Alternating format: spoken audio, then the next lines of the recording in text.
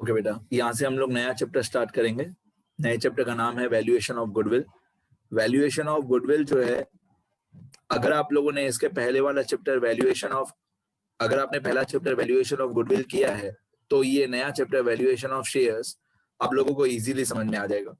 मैं सिंपल भाषा में बताऊं तो वैल्यूएशन ऑफ गुडविल चैप्टर में जो सुपर प्रॉफिट मेथड में 5 स्टेप्स थे, वो पांचों स्टेप्स सेम, पहले वही 5 स्टेप करने हैं जो वैल्यूएशन ऑफ गुडविल चैप्टर में हमने किए थे।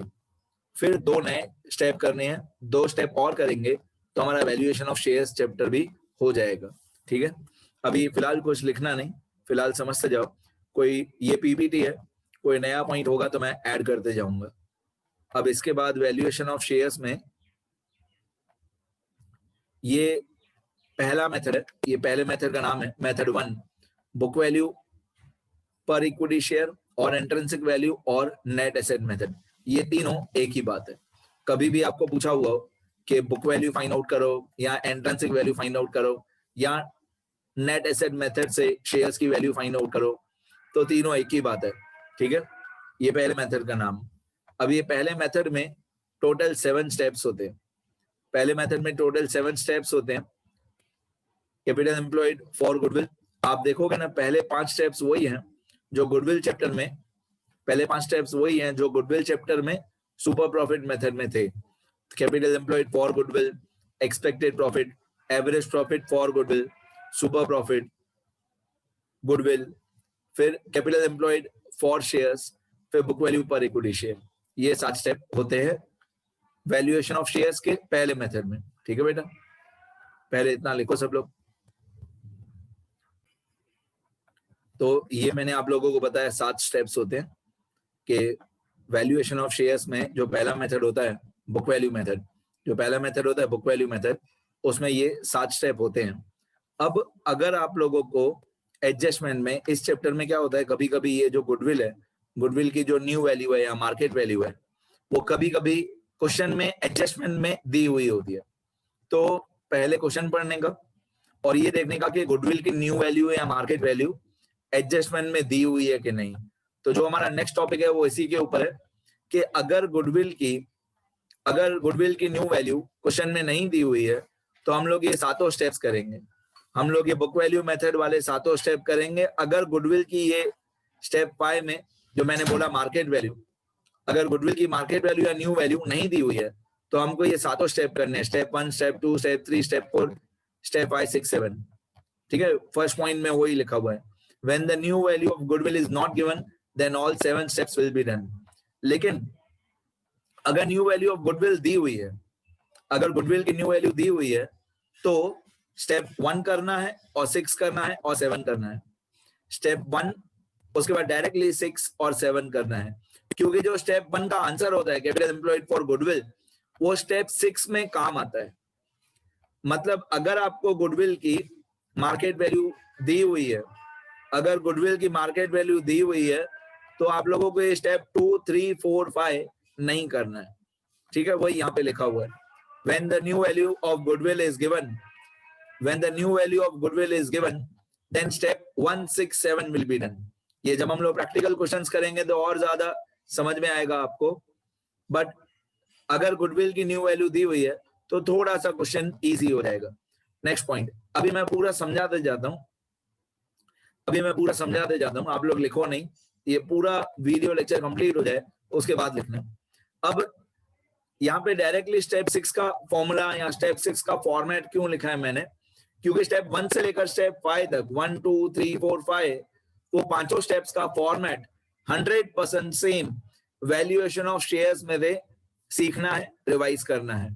वैल्यूएशन ऑफ शेयर्स में दे पहले 5 स्टेप, यहाँ पे डायरेक्टली स्टेप 6 से शुरू किया हुआ है, क्योंकि पहले 5 स्टेप वही हैं जो गुडविल चैप्टर में थे।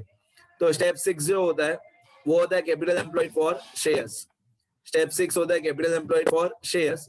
इसमें 4 अमाउंट आती है, एक कैपिटल एम्प्लॉयड फॉर गुडविल, मतलब स्टेप 1 का आंसर। दूसरा गुडविल की न्यू वैल्यू, गुडविल की न्यू वैल्यू अगर दी हुई है क्वेश्चन में तो वही लिखो, नहीं दी हुई है तो पहले 5 स्टेप सॉल्व करो और गुडविल की न्यू वैल्यू फाइंड आउट करो। मैं फिर से बोलता हूं, गुडविल की न्यू वैल्यू अगर एडजस्टमेंट में दी हुई है तो वही लिखो, गुडविल की न्यू वैल्यू अगर क्वेश्चन में दी हुई है, एडजस्टमेंट में दी हुई है, तो वही लिखो। नहीं दी हुई है तो पहले पांचों स्टेप सॉल्व करो और पांचवें स्टेप का जो आंसर होगा वो यहाँ पे आएगा। मतलब यहाँ पे कैपिटल एम्प्लॉयड फॉर गुडविल में, यहाँ पे कैपिटल एम्प्लॉयड फॉर गुडविल में हम लोगों को स्टेप 1 का आंसर लिखना है। यहाँ पे स्टेप 1 का आंसर लिखना है कैपिटल एम्प्लॉयड फॉर गुडविल में, और गुडविल की न्यू वैल्यू में यहाँ पे हम लोगों को स्टेप 5 का आंसर लिखना है, राइट। फिर ये है नॉन ट्रेडिंग इन्वेस्टमेंट्स की मार्केट वैल्यू। अब आपको याद होगा जो पहला स्टेप था कैपिटल एम्प्लॉयड फॉर गुडविल, उसमें नॉन ट्रेडिंग इन्वेस्टमेंट्स हम लोग नहीं लेते थे। अगर आपको गुडविल चैप्टर याद हो तो जो स्टेप 1 था कैपिटल एम्प्लॉयड फॉर गुडविल उसमें हम लोग नॉन ट्रेडिंग इन्वेस्टमेंट नहीं लेते थे, ट्रेडिंग इन्वेस्टमेंट लेते थे। तो ट्रेडिंग इन्वेस्टमेंट आ जाएगा स्टेप 1 के अंदर, मतलब फर्स्ट नंबर अमाउंट के अंदर ट्रेडिंग इन्वेस्टमेंट इसके अंदर आ जाएगा कैपिटल एम्प्लॉयड फॉर गुडविल में, और नॉन ट्रेडिंग इन्वेस्टमेंट्स हम लोग अलग से लिखेंगे। नॉन ट्रेडिंग इन्वेस्टमेंट्स की मार्केट वैल्यू अगर दी हुई है तो मार्केट वैल्यू, मार्केट वैल्यू अगर नहीं दी हुई है तो बुक वैल्यू। तो ये 3 अमाउंट हो गई। पहले स्टेप 1 का आंसर, फिर स्टेप 5 का आंसर, पहले स्टेप 1 का आंसर, फिर स्टेप 5 का आंसर, फिर नॉन ट्रेडिंग इन्वेस्टमेंट्स, ये आपको ओल्ड बैलेंस शीट में मिलेगी। फिर uncalled amount on equity shares, क्योंकि चैप्टर का नाम वैल्यूएशन ऑफ शेयर्स है, तो इक्विटी शेयर्स का जितना भी अनकॉल्ड अमाउंट हो, अब इक्विटी शेयर्स भी अलग अलग टाइप के होते हैं, टाइप ए, टाइप बी, ऐसे अलग अलग टाइप के इक्विटी शेयर्स होते हैं। तो जितना भी जिसका अनकॉल्ड अमाउंट हो, तो number of shares multiply by पर शेयर अनकॉल्ड अमाउंट, फिर टाइप बी में number of shares multiply by uncalled amount पर शेयर। तो ये अनकॉल्ड अमाउंट टाइप ए का, टाइप बी का, फिर टोटल करके आउटर कॉलम में लिखेंगे। मतलब कैपिटल एम्प्लॉयड फॉर शेयर्स में 4 अमाउंट आती है। एक कैपिटल एम्प्लॉयड फॉर गुडविल, दूसरा गुडविल की मार्केट वैल्यू, तीसरा नॉन ट्रेडिंग इन्वेस्टमेंट्स की मार्केट वैल्यू, चौथा uncalled amount on equity shares, uncalled amount on equity shares. ठीक है, ये 4 अमाउंट आती है। ये आपका स्टेप 6 का फॉर्मेट हो गया हमेशा के लिए। इसके बाद जो स्टेप 7 होता है, जो स्टेप 7 होता है उसमें 2 टाइप के यू कैन से 2 टाइप का कैलकुलेशन होता है। स्टेप 7 के अंदर 2 टाइप्स होते हैं, एक 7A, एक 7B। अगर 7A होगा तो B नहीं होगा, अगर B होगा तो A नहीं होगा। कहने का मतलब है स्टेप 7 में 2 टाइप की कैलकुलेशन होती है, या A टाइप या B टाइप।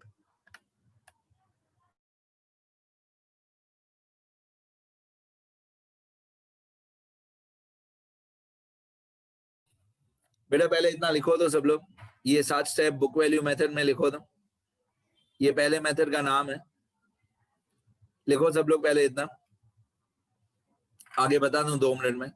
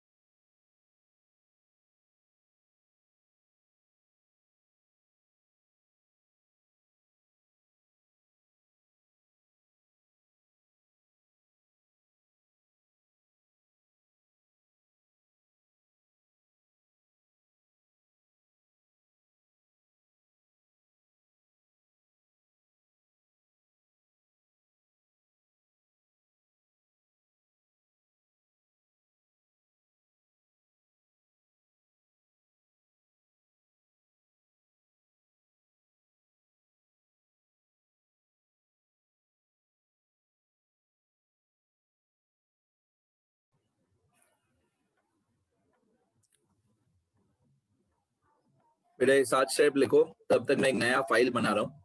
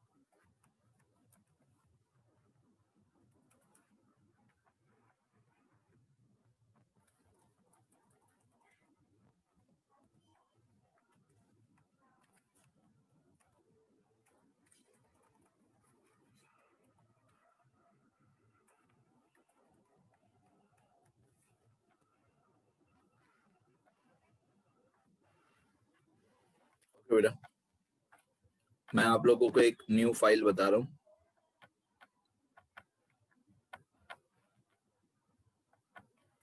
ठीक है, अब ये वैल्यूएशन ऑफ शेयर्स ही है।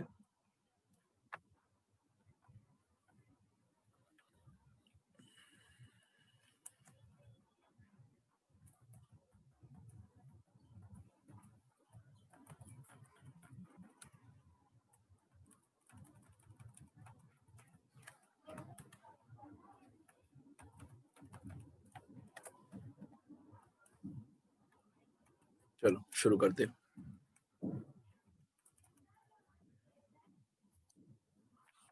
ठीक है बेटा,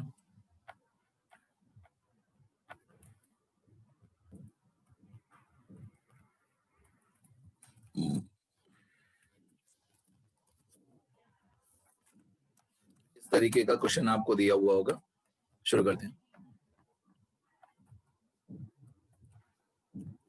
ठीक है, माइक्रोसॉफ्ट एक्सेल में मेरे को टाइपिंग करने में इजी लगता है, पीपीटी में कुछ टाइप होता नहीं है।